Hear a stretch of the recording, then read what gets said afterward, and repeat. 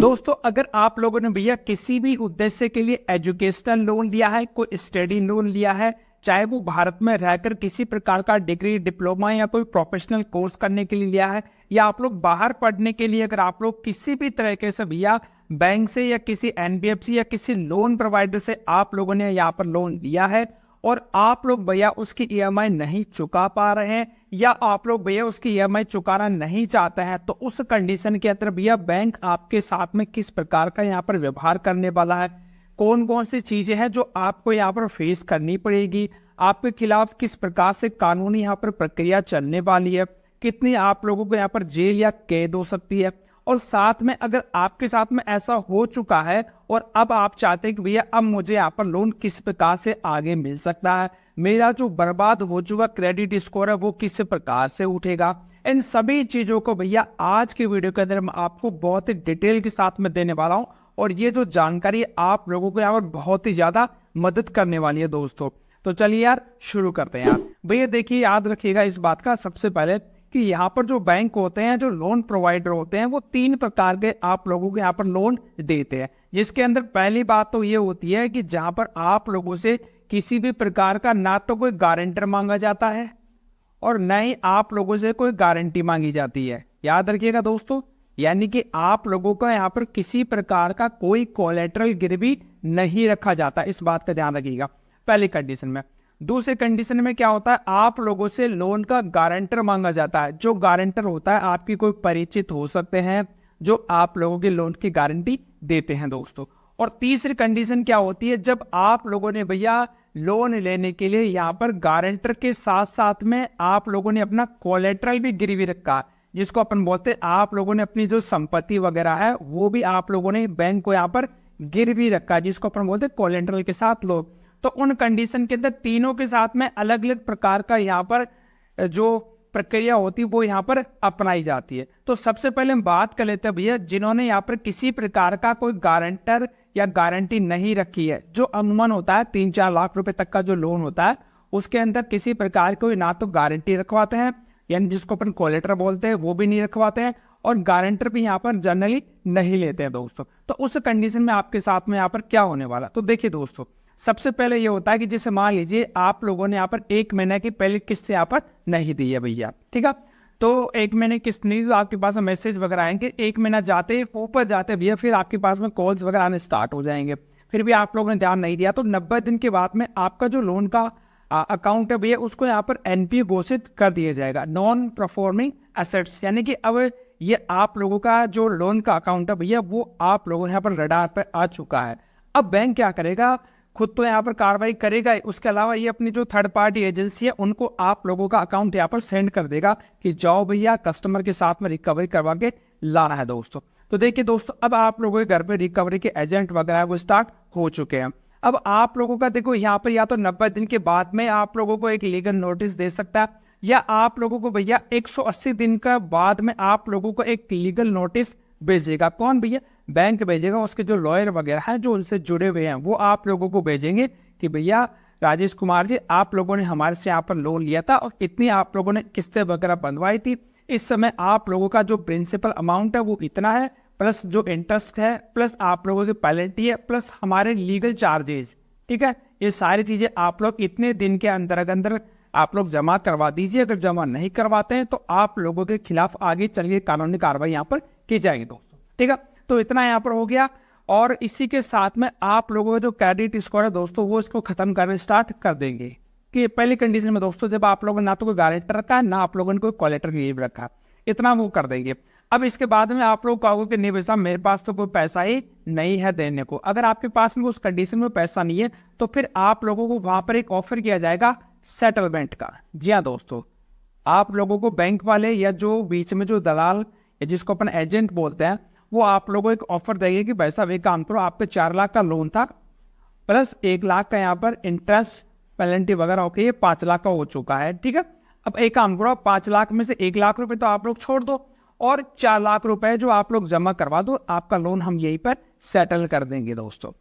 उस कंडीशन में आप लोगों के ऊपर डिपेंड करता है, अगर आपके पास में पैसा है तो आप लोग जमा करवा सकते हैं और मामले को निपटा सकते हैं, ठीक है। लेकिन आप लोग अगर नहीं भैया मुझे तो यहाँ पर मेरे पास तो 4 लाख रुपए नहीं है, थोड़ा और आप वेट करवाओगे, तो वो करते करते यहाँ पर 3-2.5 लाख रुपए तक भी आ जाएंगे दोस्तों, कि मेरे भाई 2.5 लाख रुपए दे दे और इस मामले को रफा दफा करवाओ। अगर इतना कुछ भी आप लोग नहीं करते हैं तो फिर वो क्या करता है, इस अकाउंट को भैया फिर राइट ऑफ कर देता है, राइट ऑफ कर देता है दोस्तों। ठीक है, राइट ऑफ कर देता है, आपके क्रेडिट स्कोर के अंदर, आपके सिविल स्कोर के अंदर एक परमानेंट एंट्री कर देता है कि भैया इस व्यक्ति ने हमारा से लोन लिया था और ये हमारा लोन खा चुका है, इसकी इच्छा नहीं और इसके पास पैसे थे फिर भी ये लोन नहीं देना चाहता, ऐसा वैसा कुछ करेगा दोस्तों। ठीक है, इसके ज्यादा बाद में और कोई उत्पाद नहीं मचा पाएगा, क्योंकि उसके पास में ना तो आपने कोई गारंटर रखा, न कोई आपने कोई इसी प्रकार कोई कोलेटरल गिरवी रखा, यानी एक प्रकार से अनसिक्योर लोन की तरह यहाँ पर मोस्टली व्यवहार करते हैं। इसके अलावा अब जो सेकंड नंबर आता है दोस्तों, उसकी हम बात करने वाले हैं।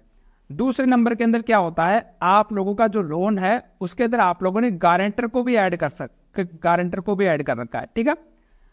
उस कंडीशन में क्या होगा, ये सारा पूरा प्रोसेस जो एप्लीकेंट है, यानी जिसने भैया लोन लिया है उसको, एप्लीकेंट को प्लस गारंटर को, भैया दोनों को यहाँ पर पूरा सेम प्रोसीजर फॉलो करना पड़ेगा। उन दोनों को बराबर से जिम्मेदार किया जाएगा कि भैया अगर एप्लीकेंट ने लोन नहीं लिया तो लोन लेते समय भैया तूने गारंटी ली थी लोन चुकाने की, अब लोन तो ही चुका है यहाँ पर, लोन नहीं चुकाएगा तो तेरा भी हम क्रेडिट स्कोर वगैरह क्रेडिट रिपोर्ट बर्बाद कर देंगे। तो भैया ध्यान रखना, गारंटर भी आप लोग अगर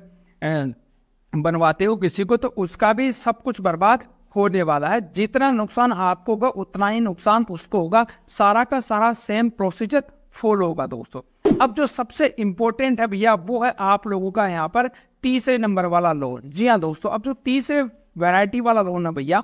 उसके अंदर सबसे ज्यादा यहाँ पर लीगल कार्रवाई देखने को मिलती है भैया। देखो सुनो, पहली बात, जिसके अंदर आप लोगों ने क्या किया, अपना गिरवी रखा, यानी कोलेटरल आप लोगों ने यहाँ पर गिरवी रख दिया, उस कंडीशन में देखो जो लीगल कार्रवाई स्टार्ट हो जाती है वो या तो 90 दिन से या 180 दिन। ठीक है, आप लोग 6 महीने लेके चलो। तो उसमें क्या होगा, सबसे पहले भैया आप लोगों को एक लीगल नोटिस भेजा जाएगा, जो ऊपर आप लोगों ने नोटिस भेजा वो तो भेज रहे हैं यहाँ पर। ठीक है, लीगल नोटिस भेजा जाएगा भैया। ठीक है, इतना काम तो उन्होंने कर दिया, जो नोटिस वगैरह वो उनका वकील वगैरह यहाँ पर भेजने वाला। उसके बाद में क्या होगा, ये जो बैंक या लोन देने वाले वो जाएंगे भैया डीआरटी में जाएंगे, डेब्ट रिकवरी ट्रिब्यूनल में जाएंगे, यानी ये बार ऋण का एक न्यायालय होता है दोस्तों जहाँ पर इस प्रकार के केसों का यहाँ पर मैटर चलता रहता है, वहां पर जाएंगे और आप लोगों को यहाँ से एक इसमें घसीट के लेके आएंगे, डीआरटी में घसीट के लेके आएंगे और आपको बोलेंगे भैया आप लोगों ने लोन लेते समय ये चीजें जो कोलेटरल के तौर पर गिरवी रखी थी और ये कहा था कि अगर हम लोन नहीं चुका पाएंगे ना तो भैया आप लोग हमारी संपत्ति को बेच के चुका लेना भैया। ठीक है, तो ये डीआरटी में जाएंगे और आप लोगों से ऋण वसूली करने के लिए यहाँ पर पूरा कानूनी यहाँ पर आपके साथ में प्रक्रिया अपनाई जाएगी दोस्तों। और उनको एक तरीके से देखो यहाँ पर जो पावर भी मिल जाएगी, आपकी जो संपत्ति है उसके ऊपर अधिकार करने का भी पावर मिल जाता है यहाँ पर। बाकी ऐसी बात नहीं, इन प्रक्रियाओं में समय बहुत ही ज्यादा लगता है, ऐसा नहीं कि ये तुरंत आएंगे और आपकी जमीन जायदाद को बेच के यहाँ पर वसूल कर लेंगे दोस्तों। ठीक है, तो इस बात को यहाँ पर ध्यान रखिएगा। अब एक और चीज होती है यहाँ पर, एक दोस्तों यहाँ पर गार्निश ऑर्डर भी निकलता है, गार्निश ऑर्डर भी होता है। ठीक है, इसमें क्या होता है, अगर बैंक को ये लग रहा है कि यार अगले के पास में इनकम भी है लेकिन वो चुकाना नहीं चाह रहा पैसा, यानी कि बैंक को ये लग रहा है कि यार इसके पास में पैसे होते हुए भी यार चुकाना नहीं चाह रहा, उस कंडीशन में ये क्या कर सकते हैं, वैसे बहुत ही कम रेयर केस में होता है कि आप लोगों की जो इनकम आ रही है वहां से या कोई आपके पास में कोई किसी भी प्रकार का कोई आय का स्रोत है तो वहां से भी आप लोगों को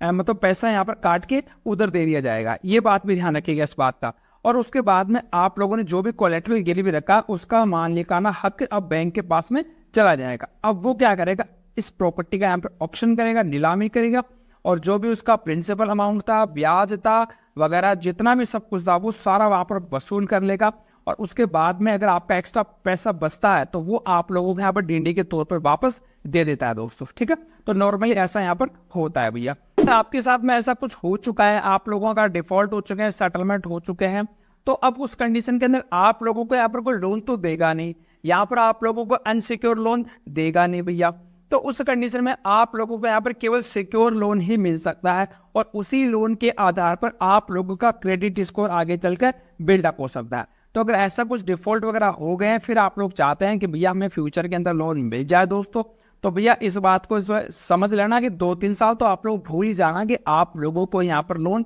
दे देगा, नहीं देगा दोस्तों। आप लोगों को कोई भी यहाँ पर लोन नहीं देगा, अनसिक्योर लोन कोई भी नहीं देने वाला। इसके लिए सबसे पहले आप लोगों को सिक्योर लोन लेना पड़ेगा, जैसे कोई गोल्ड लोन लेना पड़ेगा या कोई एफडी के ऊपर लोन लेना पड़ेगा, यानी कि कुछ चीज़ें आपको गिरवी रख के फिर आप लोगों को यहाँ पर लोन मिलेगा और उस लोन की किस्तें आपको टाइम टू टाइम चुकानी पड़ेगी। सब कुछ सही प्रोसीजर फॉलो करेंगी तो आप लोगों का स्कोर अगर एक बार 750 के आसपास पहुंच जाएगा तो फिर आप लोगों के लोन के ऊपर यहाँ पर बैंक विचार करेगा आप लोगों को यहाँ पर लोन देने में दोस्तों। तो यार इन सभी पचड़ों से बचने का यही उपाय है कि आप लोग भैया अगर किसी का आप लोगों ने उधार पैसा लिया है तो भैया वो देखो, इस जमाने में कोई भी सेवा करने के लिए नहीं बैठा, वो भी चाहता है कि मैं अपने पैसों से ब्याज वगैरह कमाऊं, और आप लोग जब ब्याज दोगे तो वो भी अपने जो जमा करने वाले हैं उनको यहाँ पर देगा और अपने बैंक को या अपनी संस्था को ऊपर उठाएगा। तो इसका अच्छा इलाज है, अगर आपके पास में पैसा है तो भैया पैसों को आया चुका दो, फायदा उसी में है। फालतू के कानूनी लफड़े झपड़े पड़ने की कोई जरूरत नहीं है। अभी आप लोगों का जीवन स्टार्ट हुआ है,